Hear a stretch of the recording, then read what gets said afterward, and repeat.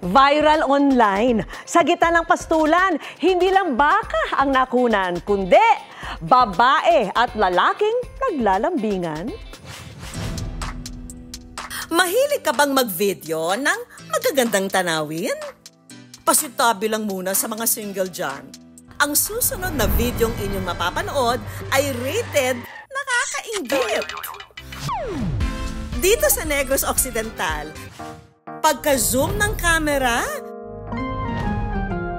tila ba naging eksena sa isang nakakakilig na romantic movie. Sa gitna kasi ng pinapastol ng mga baka, ang lalaki at babae sa video halos langgamin na sa sobrang kasiwitan. Kaya naman pati ang uploader ng video na si Ann, napasana all na lang daw. Napasigaw kami dito ng sana all. Medyo nakakainggit talaga pero wala tayong magawa. Makikikilig na lang tayo sa relasyon ng iba. Kwento ni Ann, sinusubukan lang daw nila noon ng kapatid ang camera ng kanyang bagong cellphone. Subukan mong i-zoom in yung mga tao doon sa baba. Akala lang namin mga bata sila na naglalaro. At nang i-full blast na nga niya ang zoom lens, nakumpirma niyang hindi naglalarong mga bata ang naroon. Yun pala yung dalawang lovers, naghahabulan, nagpapastol pala sila ng mga baka.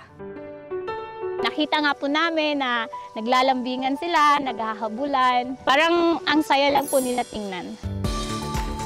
Sila ang mag-asawang Gilbert at Carmel, na caretaker at tagapag-alaga ng mga baka sa nasabing rancho.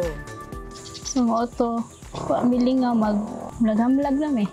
So wala mga kabalong na-videohan mo? Wala. Hindi raw nila akalaing ang malateleseryeng eksena nila magba-box office hit sa mundo ng social media. Kita naman sa video, kilig sa Migapil. Nasyak ko kay wala may nagdahong nga holiday na. Hindi raw ito basta palabas lang nila. Dahil sa tunay na buhay, malambing daw talaga sila sa isa't isa.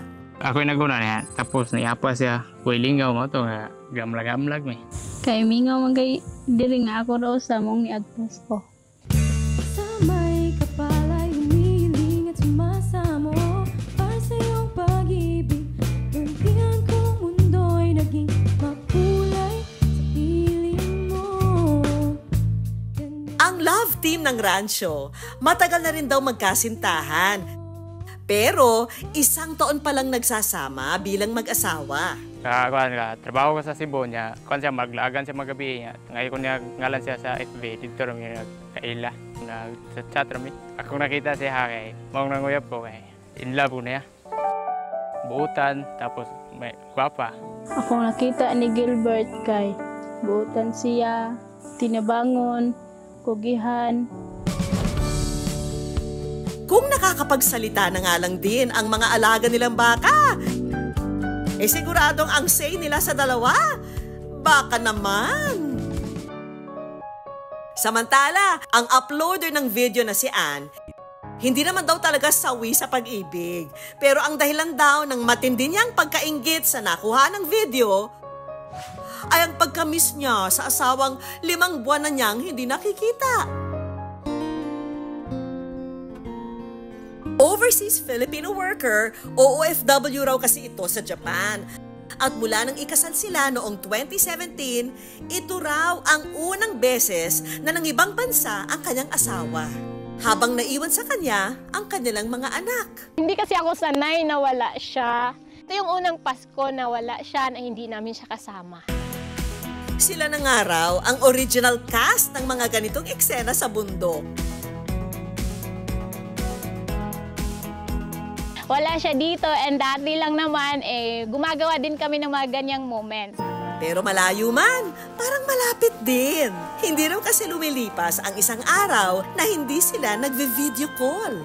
Gabi-gabi, and minsan kapag may oras na siya sa araw, nagtatawagan din po kami at tuwing may day off po siya sa work. Samantala, balikan natin ang love team ng rancho na sina Gilbert at Carmel. Dahil ang good news, naghanda ng simpleng date para sa dalawa. Isip ko'y sa'yo lamang nakatuon, buong